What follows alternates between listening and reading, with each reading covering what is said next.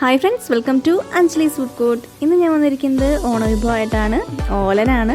അപ്പോൾ പലതരത്തിൽ ഓലൻ ഉണ്ടാക്കും. അപ്പോൾ ഇന്ന് ഞാൻ ഉണ്ടാക്കുന്നത് മത്തങ്ങയും പയറും വെച്ചിട്ടുള്ള സിമ്പിളായിട്ടുള്ള ഒരു റെസിപ്പി. അപ്പോൾ കുറേ നാളായി ആൾക്കാർ ചോദിക്കണം ഓണമൊക്കെ ആയിട്ട് എന്താ ഓണവിഭവം ഒന്നും കാണിക്കാത്തതെന്ന്. നമ്മൾ ഓൾറെഡി വിഷുവിനും ഓണത്തിനൊക്കെ ഇട്ടിട്ട് വലിയ ഐറ്റംസൊക്കെ കഴിഞ്ഞേ, അതുകൊണ്ടാണ്. ഇനി റെസിപ്പി നോക്കാം. അതിന് മുന്നേ നിങ്ങൾ എൻ്റെ ചാനൽ ആദ്യമായിട്ടാണ് കാണുന്നതെങ്കിൽ ഇഷ്ടപ്പെട്ടാൽ സബ്സ്ക്രൈബ് ചെയ്യുക. അപ്പോൾ അത് തൊട്ടടുത്തുള്ള ബെല്ലൈക്കനല്ലേ, അത് പ്രസ് ചെയ്യുമ്പോൾ 3 ഓപ്ഷൻ ഉണ്ടാവും. അതിൽ ഓൾ എന്ന ഓപ്ഷൻ മറക്കാതെ പ്രസ് ചെയ്യണം കേട്ടോ. എന്നാലാണ് നമ്മൾ പുതിയ വീഡിയോസ് ഇടുമ്പോൾ മുടങ്ങാതെ നോട്ടിഫിക്കേഷൻ കിട്ടുക. അപ്പോൾ അതാ ഓലനുള്ള ഐറ്റംസ് ഇവിടെ നിരത്തി വെച്ചിട്ടുണ്ട്. എന്തൊക്കെയാണ്? ഉണക്കപ്പയറും അതുപോലെ തന്നെ മത്തങ്ങയും. ഉണക്കപ്പയർ ഞാൻ എടുത്തിരിക്കുന്നത് 1 പിടിയാണ്. അപ്പോൾ അധികം ഉണ്ടാക്കലില്ല, നമ്മൾ സദ്യക്ക് തൊടുകറികൾ പോലെയല്ലേ കുറേശ്ശെ വിളമ്പുക. അപ്പോൾ അതിനുള്ളതാണ് ഞാൻ കാണിക്കുന്നുള്ളൂ കേട്ടോ. അപ്പോൾ 1 പിടി ഉണക്കപ്പയറും അതുപോലെ തന്നെ ഒരു ചെറിയ കഷ്ണം മത്തങ്ങ, നല്ല പഴുത്ത മത്തങ്ങ എടുക്കാൻ നോക്കുക കേട്ടോ, എന്നാലാണ് അതിൻ്റെ ടേസ്റ്റ് കറക്റ്റായിട്ട് കിട്ടുള്ളൂ. അതും ഒരു ചെറിയ കഷ്ണം എടുത്തിട്ട് ഇതുപോലെ ഇങ്ങനെ കഷ്ണങ്ങളാക്കി കട്ട് ചെയ്ത് വെച്ചിരിക്കുകയാണ്. അതൊരു കപ്പ് കേട്ടോ. ഇനി ഇതിനെ നമുക്ക് എന്ത് ചെയ്യണം? വേവിച്ച് എടുക്കണം. അപ്പോൾ വേവിച്ചെടുക്കാനായിട്ട് നമ്മൾ 2 മണിക്കൂർ മുന്നേ ഉണക്കപ്പയർ വെള്ളത്തിലിട്ട് വെക്കുക. എന്നിട്ട് സാധാരണ വേവിക്കുകയാണെങ്കിൽ കുറച്ച് നേരം കൂടി വെള്ളത്തിലിട്ട് വെച്ചോളൂ കേട്ടോ, ഒരു രാത്രിയൊക്കെ ഇട്ട് വെച്ചോളൂ. അപ്പോൾ നോർമൽ വേവിച്ചെടുക്കണവർക്കാണെങ്കിൽ അതാണ് സുഖം.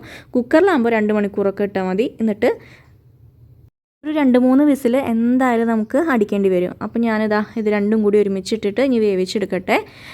പ്രത്യേകിച്ച് വേറെ ഒന്നും ചേർക്കണില്ല.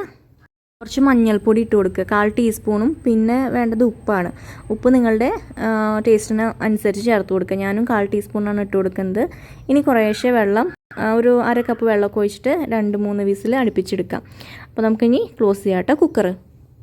ഇപ്പോൾ അതാ 2-3 വിസിൽ അടുപ്പിച്ച് സ്റ്റീമൊക്കെ പോയതിന് ശേഷം ഓപ്പൺ ചെയ്തു. ഇനി കുറച്ച് മുളക് പൊടി ചേർത്തിട്ട് ഇതൊന്ന് തവി വെച്ചിട്ട് ഉടച്ച് കൊടുക്കുക. നന്നായി ഉടച്ച് പേസ്റ്റ് പോലെ ആക്കരുത് കേട്ടോ. കുറേശ്ശെ പയറുമണിയും അതുപോലെ തന്നെ മത്തങ്ങയും കിടക്കണം.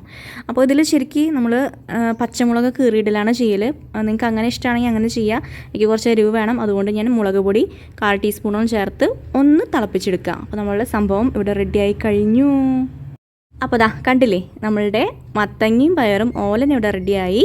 അപ്പോൾ നല്ല എളുപ്പത്തിൽ തന്നെ ഉണ്ടാക്കിയെടുക്കാൻ പറ്റുമെന്ന് മനസ്സിലായില്ലേ? ഇനി കഴിഞ്ഞിട്ടില്ല, 2 പൊടിക്കൈയും കൂടി ഉണ്ട്. എന്താണെന്ന് വെച്ചിട്ടുണ്ടെങ്കിൽ നമുക്കിതിലേക്ക് പച്ച വെളിച്ചെണ്ണയും കറിവേപ്പിലയും ചേർത്തിട്ട് ഒന്ന് ഇളക്കി കൊടുക്കണം. അപ്പോൾ 1 ടീസ്പൂണോ 1.5 ടീസ്പൂണോ പച്ച വെളിച്ചെണ്ണ ചേർത്ത് കൊടുക്കുക. കഴിഞ്ഞിട്ടില്ല, ഇനി നമ്മളുടെ സ്വന്തം കറിവേപ്പിലേനെയും കൂടി ഒരു തണ്ട് എടുത്തിട്ട് കൈ കൊണ്ടൊന്ന് ഞരടിയിട്ട് ഇതിലേക്ക് ഇട്ട് കൊടുക്കുക. ഞാൻ കാണിച്ചു തരാം കേട്ടോ.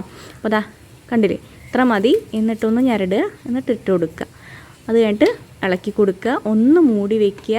അപ്പോഴാണ് കറക്റ്റ് അതിൻ്റെ ഫ്ലേവറൊക്കെ ഇറങ്ങി നല്ല സെറ്റായി കിട്ടുക.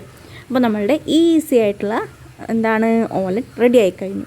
അപ്പോൾ നമുക്ക് കുറേ കറികളൊക്കെ ഉണ്ടാക്കുമ്പോൾ വയ്യാണ്ടാവില്ലേ. അപ്പോൾ ഇതൊക്കെ ഒരു പ്രത്യേകിച്ച് വലിയ പണിയില്ലാത്തൊരു കറിയാണ്. അപ്പോൾ എല്ലാവരും ട്രൈ ചെയ്ത് നോക്കുക, ഈ ഓണത്തിന് ഇഷ്ടമാവും. അപ്പോൾ ഇനി പുതിയ വിഭവമായിട്ട് വേഗം തന്നെ വരുന്നതായിരിക്കും. Tata, thank you.